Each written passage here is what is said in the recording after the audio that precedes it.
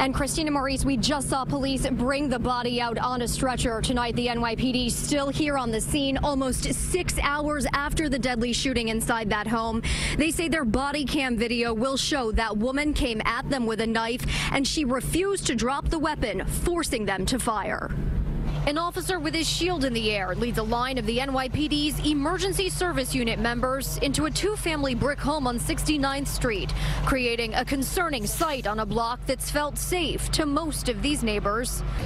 It's a really bad situation right now. Now we are really concerned because it's not going to be the same. Police say just before 5:30, a woman called 911 to say there was a female intruder on the second floor of the home armed with a razor or knife.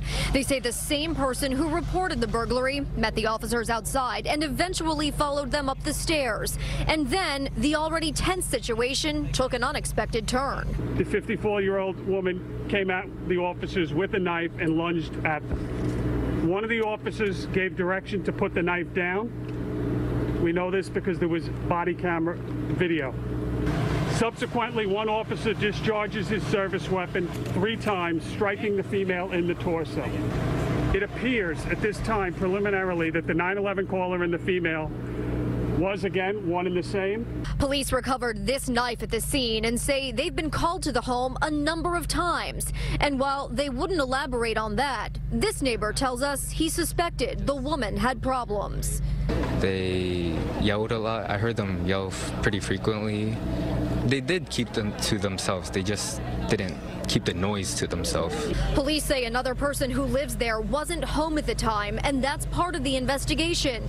The NYPD calls the whole situation a tragedy. What you saw here tonight is how quickly things can develop, as you said, and how quickly our officers transition from unfortunately having at times to use deadly physical force to then rendering aid and attempting to save a life.